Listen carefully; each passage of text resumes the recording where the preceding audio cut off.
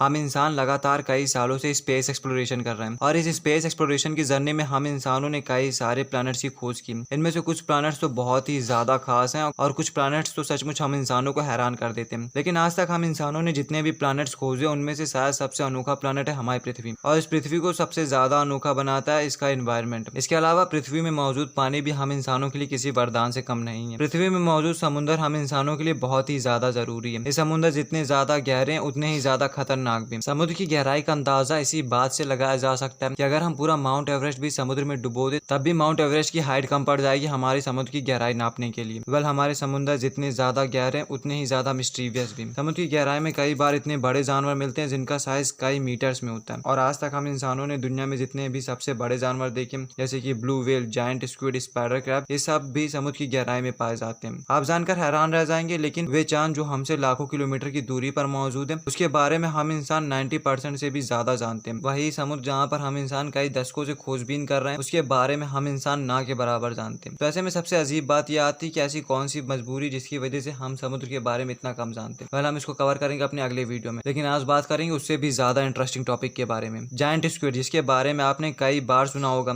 इनमें सबसे अजीब बात यह होती है कि वे स्क्विड जो कि समुद्र की सतह पर पाए जाते हैं उनका साइज महज कुछ सेंटीमीटर का होता है। वहीं वे स्क्विड जो कि समुद्र की गहराई पर पाए जाते हैं उनका साइज एक स्कूल बस से भी ज्यादा बड़ा होता है। और ऐसा केवल जायंट स्क्विड के साथ नहीं है बल्कि अगर हम समुद्र की गहराई में जितना ज्यादा जाते जाएंगे तो हम पाएंगे कि ऐसे जानवर जो कि सतह पर बहुत ही ज्यादा छोटे साइज में मौजूद है उनका साइज जब समुद्र की गहराई पर आते हैं उतना ही ज्यादा बड़ा हो जाता है। स्पाइडर क्रैब जो कि समुद्र की गहराई में पाए जाते हैं उनका साइज भी कई मीटर्स में होता है। तो फिर ऐसे में एक सवाल उठना लाजमी है कि भला समुद्र की गहराई पर पाए जाने वाले जानवरों का साइज इतना ज्यादा बड़ा कैसे हो जाता है। और समुद्र की ऐसी गहराई पर जहाँ पर खाना ना के बराबर मौजूद हो वहाँ पर भला कई मीटर के साइज के जानवर कैसे सर्वाइव कर पाते हैं और वे कौन से फैक्टर हैं जिनकी वजह से इन जानवरों का साइज इवॉल्व होकर कई मीटर्स में हो जाता है। आज बात करेंगे इसी के बारे में कि क्यों समुद्र की गहराई में रहने वाले जानवरों का साइज इतना ज्यादा बड़ा होता है। समुद्र की सतह से लेकर लगभग 200 मीटर तक की गहराई में पाए जाने वाले जानवरों का साइज महज कुछ सेंटीमीटर का होता है। समुद्र की गहराई में लगभग 200 मीटर तक के जोन को कहा जाता है एपिक्लेजिक जोन। ये वही जगह है जहाँ पर हम ज्यादातर समुद्री जानवर को देखते हैं जैसे कि सी turtles, star fish, crab, shark या फिर कोई भी ऐसे जानवर जो कि हम इंसानों के सामने अक्सर आते रहते हैं। लेकिन समुद्र इतना ही गहरा नहीं है और ना ही समुद्र इतनी गहराई पर खत्म होता है। समुद्र इससे बहुत बहुत ज्यादा गहरा है। हम एपिप्लेजिक जोन से जितना ज्यादा गहराई पर जाते जाएंगे हम पाएंगे कि समुद्र के अंदर उतने ही ज्यादा अजीब और विशालकाय जानवर मौजूद है। लगभग 6000 मीटर से लेकर 11000 मीटर तक के जोन को कहा जाता है हैडल जोन। ये समुद्र का सबसे ज्यादा खतरनाक और ना के बराबर एक्सप्लोर किया गया रीजन है। Giant spider crab, big red jellyfish, king of Hering's, oarfish, giant squid, Greenland shark, ये सारे ऐसे जानवर हैं जो कि इसी हैडल जोन में पाए जाते हैं। इसके अलावा साइंटिस्ट ने इन अजीब से जानवरों में एक बात और गौर की है, वे ये है कि जो जानवर समुद्र की गहराई पर पाए जाते हैं उनका साइज उनके फेलो काउंटर पार्ट से बहुत ज्यादा बड़ा है। लेकिन एक ऐसी जगह पर जहाँ पर ना तो सूरज की रोशनी पहुंचती है और ना ही तो खाने के लिए सफिशिएंट अमाउंट में खाना होता है, वहाँ पर भला इतने ज्यादा विशालकाय जानवर कैसे सर्वाइव करते हैं। क्या महज ये एक इत्तेफाक है कि धरती में सबसे बड़े जानवर, सबसे बड़े क्रिएचर्स जो पाए जाते हैं वे समुद्र की इसी गहराई पर पाए जाते हैं, या फिर ये भी हो सकता है कि जीवन एक ऐसी जगह पर पनप सकता है जहाँ पर कंडीशन बिल्कुल भी फेवरेबल ना हो। 400 मीटर की गहराई पर जाते ही खाना मिलना बहुत ही ज्यादा मुश्किल हो जाता है। ऐसी जगह पर सूरज की रोशनी ना के बराबर पहुंचती है। सूरज की रोशनी के ना पहुंचने की वजह से अलगी, प्लांट लाइफ और किसी भी तरह के वेजिटेशन का सर्वाइव कर पाना बहुत ही ज्यादा मुश्किल हो जाता है, जिसकी वजह से समुद्र की गहराई पर खाना ना के बराबर ही मौजूद होता है। तो समुद्र की गहराई वाले जानवरों को ज्यादातर मरीन स्नो पर ही जिंदा रहना पड़ता है। स्नो एक तरह का फिनोमिना होता है जिसमें प्लांट का वेस्ट मटेरियल जैसे कि डेड प्लांक्टन, फीकल पैलेट्स और रॉटिंग कॉप्स जैसे डेड और वेस्ट मटेरियल समुद्र के फ्लोर पर आकर गिरते हैं। कुछ जानवर तो केवल मरीन स्नो को खाकर ही जिंदा रहते हैं। वैम्पायर स्क्विड जैसे कई सारे क्रिएचर्स के अंदर खास तरह की एबिलिटीज होती है जिसकी मदद से वे मरीन स्नो को कैच कर सकते हैं। वैम्पायर स्क्विड इन्हीं मरीन स्नो को खाकर जिंदा रहते हैं। मरीन स्नो गहराई में रहने वाले जानवरों के लिए बहुत ही ज्यादा जरूरी होती है। वे सभी जानवर जो कि समुद्र की गहराई पर रहते हैं वे डायरेक्टली और इनडायरेक्टली मरीन स्नो पर ही डिपेंडेंट रहते हैं अपने जीवन के लिए। बहुत से जानवर मरीन स्नो को डायरेक्टली तो नहीं खाते बल्कि वे उन जानवरों को खाकर जिंदा रहते हैं जो कि मरीन स्नो को खाते हैं। कोई भी मरीन लाइफ जिसका साइज बहुत ही ज्यादा छोटा होता है, ऐसे क्रिएचर्स बहुत ही आसान टारगेट होते हैं। इसलिए समुद्र की गहराई में ये बहुत ही ज्यादा जरूरी हो जाता है कि क्रिएचर का साइज बहुत ज्यादा बड़ा हो। जितना बड़ा साइज होगा उतनी ही कम पॉसिबिलिटी होगी कि वे जानवर किसी दूसरे जानवर का शिकार बन सके। और खासकर ऐसी कंडीशन पर जहाँ पर खाना ना के बराबर अवेलेबल हो, वहां पर तो दूसरे जानवरों को खाकर ही जिंदा रहना रहता है। और ऐसे में कोई भी बड़ा क्रिएचर किसी छोटे क्रिएचर को आसानी से शिकार बना सकता है। तो छोटे क्रिएचर्स के लिए भी ये बहुत ही ज्यादा जरूरी हो जाता है कि उनका साइज बहुत ही ज्यादा बड़ा हो। चार्ल्स डार्विन की थ्योरी ऑफ एवोल्यूशन यहाँ पे बहुत ही परफेक्ट तरीके से बैठती है